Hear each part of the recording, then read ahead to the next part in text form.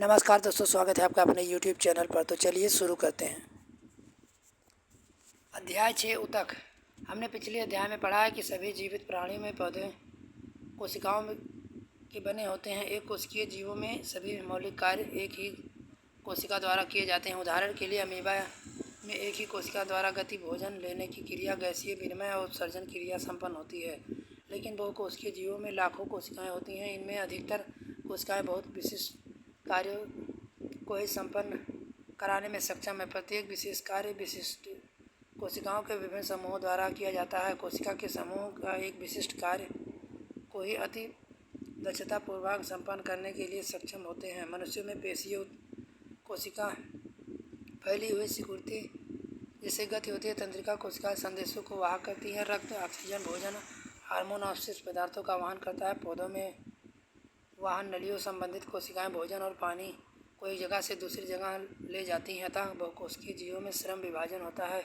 शरीर में अंदर ऐसी कोशिकाएं जो एक तरह के कार्य को संपन्न करने में दक्ष होती हैं, सदैव एक दूसरे में होती हैं। इसमें ज्ञात होता है कि शरीर के अंदर एक निश्चित कार्य और निश्चित स्थान कोशिकाओं को एक विशिष्ट समूह द्वारा संपन्न किया जाता है। कोशिकाओं या ऊतक का यह समूह ऊतक कहलाता है। ऊतक अधिकतम दक्षता के साथ कार्य कर सकते हैं और एक ही विशिष्ट क्रम में व्यवस्थित होते हैं। रक्त, फ्लोएम और पेशीय ऊतक के उदाहरण हैं। वह कोशिकाएं जो आकृति में एक समान होती हैं तथा किसी कार्य को एक साथ संपन्न करती हैं, समूह में ऊतक का निर्माण करती हैं। क्या पौधे और जंतु एक ही ऊतक के तरह के ऊतक से बने होते हैं? आइए हम विभिन्न प्रकार की संरचनाओं तथा उनके कार्यों की तुलना करें। क्या पौधों और जंतुओं की संरचना समान होती है? क्या दोनों समरूप कार्य करते हैं? दोनों में स्पष्ट अंतर होता है। पौधे स्थिर होते हैं, वह गति नहीं करते हैं। चूँकि सीधा खड़ा होना होता है, वह बड़ी मात्रा में सहारा प्रदान करने के लिए ऊतक होते हैं। ये सहारा प्रदान करने वाले ऊतक प्रायः मृत कोशिकाओं के बने होते हैं। दूसरी ओर जंतु भोजन, अस्थायी और आश्रय खोज इधर उधर विचरण करते हैं। पौधों में अपेक्षा ऊर्जा का अधिक उपयोग होता है। जंतुओं के अधिकांश ऊतक जीवित होते हैं। जंतु और पौधों के बीच उनकी वृद्धि के लिए प्रतिमान एक और भिन्नता पौधों की वृद्धि कुछ क्षेत्रों में ही सीमित नहीं रहती है, जबकि जंतुओं में ऐसा नहीं है। पौधों के कुछ ऊतक जीवन भर विभाजित होते रहते हैं। कुछ ऐसे ऊतक जो क्षेत्रों में ही सीमित रहते हैं। ऊतकों की विभाजन क्षमता के आधार पर ही पौधों के ऊतकों का वर्गीकरण किया जाता है।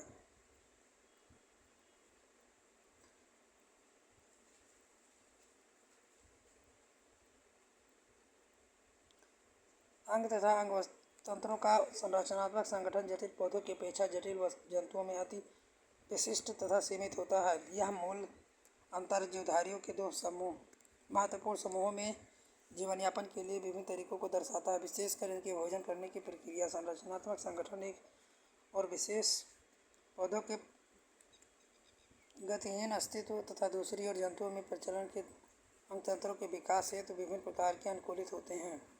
पादप ऊतक। प्याज के मूल में वृद्धि। पौधों में वृद्धि कुछ निश्चित क्षेत्रों में ही होती है। ऐसे विभाजन ऊतकों को उन भागों में पाए जाने वाले कारण होता है।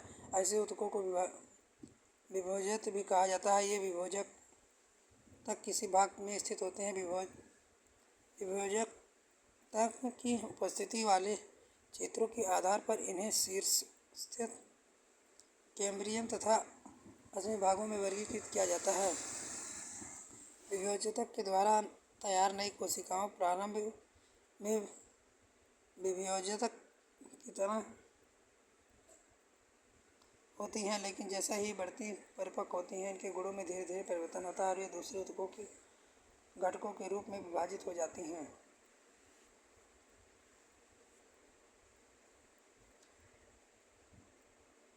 विभोजक की कोशिकाएं अत्यधिक क्रियाशील होती हैं। इनके पास बहुत अधिक कोशिका द्रव्य, पतली कोशिका भित्ति और अस्पष्ट केंद्रक होते हैं। उनके पास रसधानी नहीं होती है। क्या हम सोच सकते हैं कि उनके पास रसधानी क्यों नहीं होती है? अस्थायी ऊतक। विभोजक द्वारा बनी कोशिकाओं का क्या होता है? ये एक विशिष्ट कार्य करती हैं और विभाजित होने की शक्ति को खो देती हैं, जिसके फलस्वरूप अस्थायी ऊतक का निर्माण होता है। इस प्रकार के एक विशिष्ट कार्य करने के लिए अस्थायी रूप से आकार लेने वाले क्रिया को विभेदीकरण कहते हैं। विभेद्योतक की कोशिकाएं विशिष्टीकृत होकर विभिन्न प्रकार के अस्थायी ऊतक का विकास करती हैं।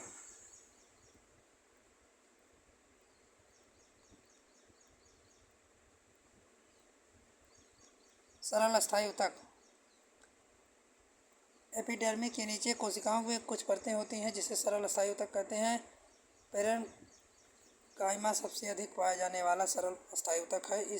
यह पतली कोशिकाओं की भित्ति वाली सरल कोशिकाओं का बना होता है। ये जीवित कोशिकाएं हैं। ये प्रायः बंधन मुक्त होती हैं। इस प्रकार के ऊतक की कोशिकाओं के मध्य काफ़ी रिक्त स्थान पाया जाता है। चित्र 6.4a। ये ऊतक प्रायः भोजन का भंडारण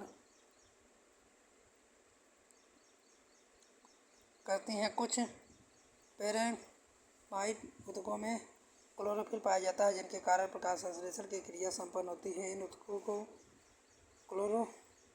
क्लोरेक्नाइमा कहा जाता है। जलीय पौधों में पेरेन्काइमा की कोशिकाओं के मध्य हवा की बड़ी मात्रा गुहिकाएँ होती हैं, जिनके कारण ये जल में उतरती हैं। इस प्रकार के पेरेन्काइमा कहते हैं।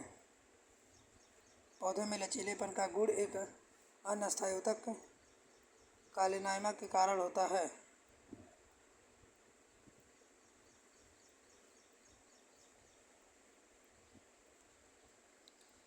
जो आप देख रहे हैं, यह कोशिका की सबसे बाहरी परत एपिडर्मिस है। एपिडर्मिस प्रायः कोशिकाओं की एक परत की बनी होती है। शुष्क स्थानों में मिलने वाले पादपों में एपिडर्मिस मोटी होती हैं, जो जल के क्षय में बचाव हेतु महत्वपूर्ण होती हैं। पौधों की पूरी तरह एपिडर्मिस से ढकी होती हैं या पौधों के सभी भागों की रक्षा करती हैं। एपिडर्मल कोशिका पौधों की बाह्य सतह पर प्रायः एक मोम जैसी जल प्रतिरोधी परत बनाती है या जल के क्षय के विरुद्ध यांत्रिकी आघात तथा परजीवी कवक के प्रवेश पौधों की रक्षा करती हैं। पत्ती की एपिडर्मिस में छोटे छोटे छिद्र होते हैं। इन छिद्रों में स्टोमेटा कहते हैं। स्टोमेटा तो वृक्क के आकार की कोशिकाएं घेरे रहती हैं, जिन्हें रच्ची कोशिकाएं कहते हैं। ये कोशिकाएं वायुमंडल में गैसों का आदान प्रदान करने के लिए आवश्यक होती हैं। वाष्पोत्सर्जन की क्रिया भी स्टोमेटा के द्वारा होती है। मरुस्थलीय पौधों में बाहरी सतह एपिडर्मिस में क्यूटिनिक का लेप होता है। क्या हम इसका कारण सोच सकते हैं? क्या एक पेड़ की बाहरी शाखा की परत नए तने की बाह्य परत जैसे भिन्न होती है? जैसे जैसे वृक्ष की आयु बढ़ती है, उनके बाह्य सुरक्षात्मक ऊतकों की कुछ परिवर्तन होता है। द्वितीयक विषयभोजक की एक पट्टी कास्टेट में होती है। कार्क नामक कोशिकाओं की परतों को बनाती हैं। इन छल्लों की कोशिकाएं मृत होती हैं। ये बिना अंतःकोशिकीय स्थानों के व्यवस्थित होती हैं। इनकी भित्ति पर सुरबिन नामक पदार्थ होता है, जो इन छल्लों को हवा एवं पानी के लिए भेद बनाता है। जटिल अस्थायी ऊतक। अब तक हम एक ही प्रकार के कोशिकाओं से बने विभिन्न प्रकार के ऊतकों पर विचार कर चुके हैं, जो कि एक तरह के दिखाई देते हैं। ऐसे में ऊतकों को साधारण अस्थायी ऊतक कहते हैं। अन्य प्रकार के अस्थायी ऊतक को जटिल ऊतक कहते हैं। जटिल ऊतक एक से अधिक प्रकार की कोशिका से मिलकर बने होते हैं और ये सभी एक साथ मिलकर एक इकाई की तरह कार्य करते हैं। जाइलम और फ्लोएम इसी प्रकार के जटिल ऊतकों के उदाहरण है। इन दोनों संवहन ऊतक भी कहते हैं और ये मिलकर संवहन मंडल का निर्माण करते हैं। संवहन ऊतक जटिल पौधों में एक विशेषता है, जो कि उनके स्थलीय वातावरण को रहने वाले अनुकूल बनाती है। चित्र 6.3 तने का एक भाग दिखाया गया है। हम संवहन मंडल में मौजूद विभिन्न प्रकार के कोशिकाओं को देख सकते हैं। जाइलम, ट्रैकिड वाहन जाइलम, पेरेन्काइमा और एंजाइम जाइलम फाइबर से मिलकर बना होता है। ऐका कोशिकाओं की भित्ति मोटी होती है। इनमें से परिपक्व कोशिकाएं मृत होती हैं।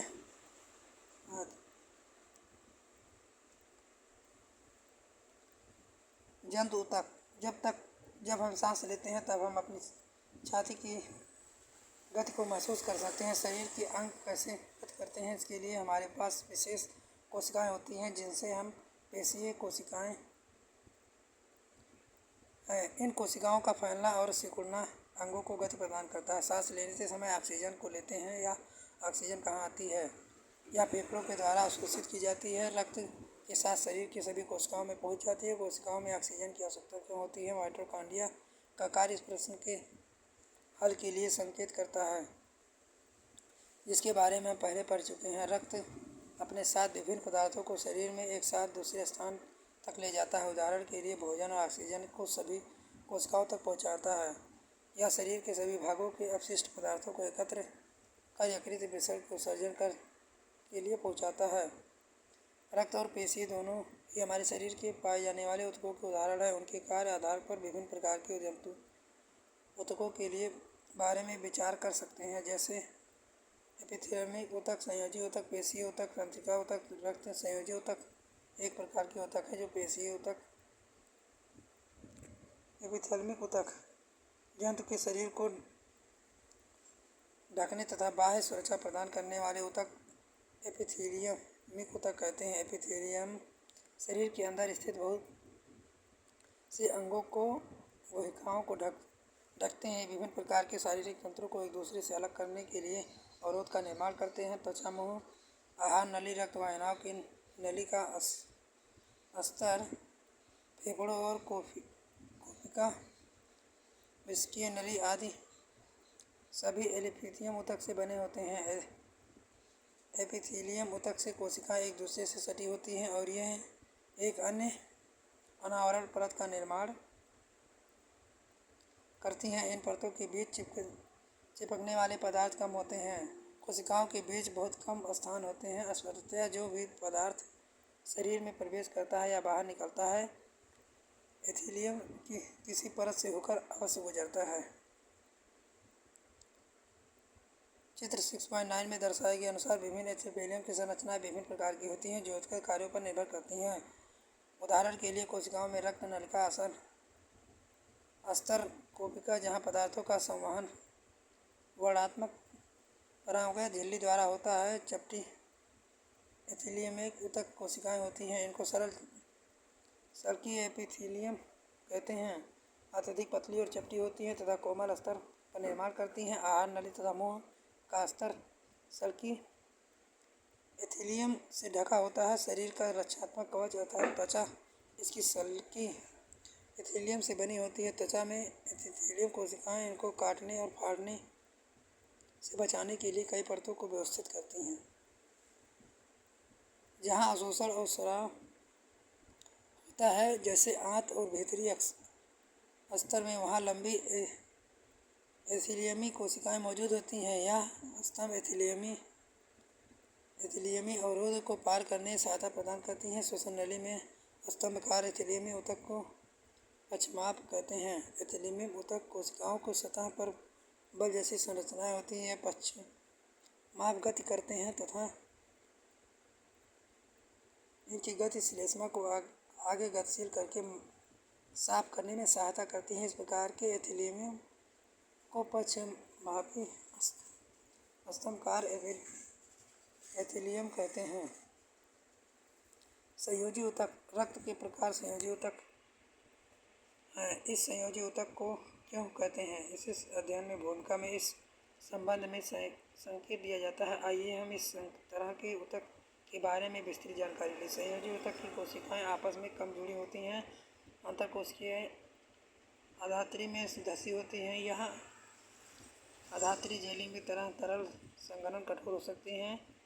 आधात्री की प्रकृति विशिष्ट संयोजी ऊतक के कार्य अनुसार बदलती रहती हैं। रक्त के तरल आधात्री भागों को प्लाज्मा कहते हैं। प्लाज्मा के लाल रक्त कोशिकाएं आरबीसी, श्वेत रक्त कोशिकाएं डब्ल्यूबीसी, प्लेटलेट्स निलंबित करती हैं। प्लाज्मा में प्रोटीन, नमक, हार्मोन भी होती है। रक्त गैसेस शरीर में पचे हुए भोजन, हार्मोन और उत्सर्जित पदार्थों को शरीर के एक भाग से दूसरे भाग में संवहन करता है। अस्थि शरीर ऊतक का एक अन्य उदाहरण है।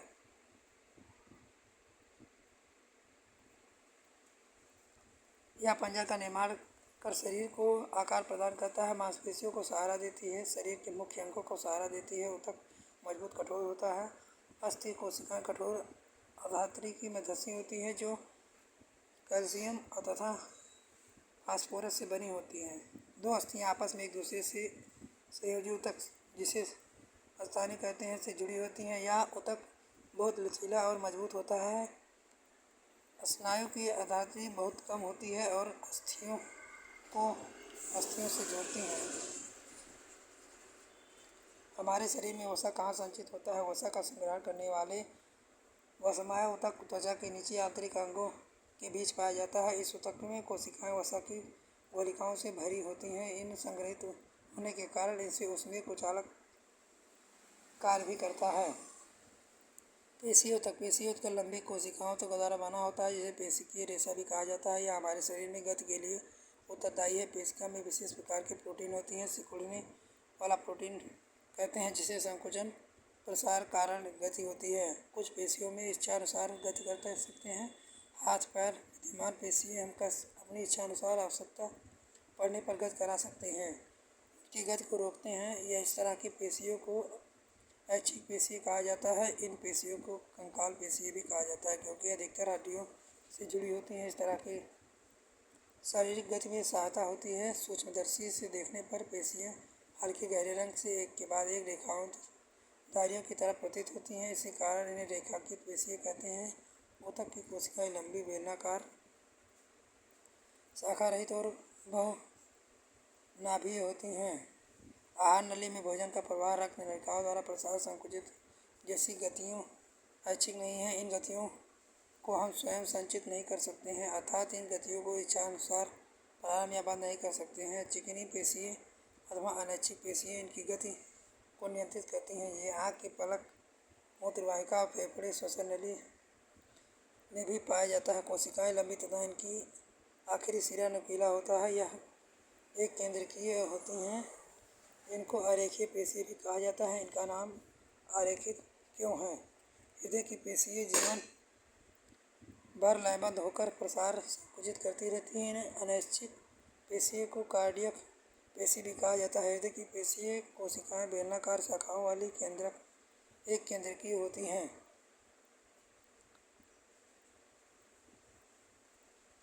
तंत्रिका ऊतक।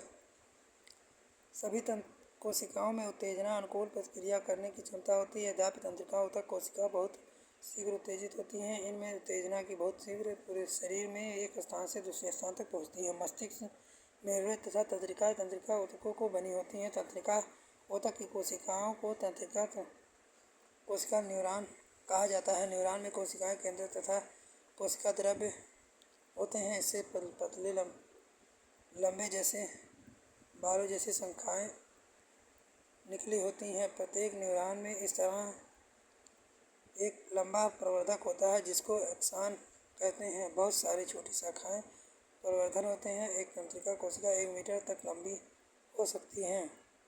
बहुत सारे तंत्रिका संयोजी ऊतक के द्वारा एक साथ मिलकर एक तंत्रिका का निर्माण करते हैं। तंत्रिका रेशे में गुजरने वाले संवेदना को तंत्रिका स्पंदन कहते हैं। तंत्रिका का स्पंदन हमें इच्छानुसार अपनी पेशियों की गति करने में सहायता करता है। तंत्रिका द्वारा पेशी ऊतकों में कार्यात्मक संयोजन प्रायः जीवों में मौलिक है।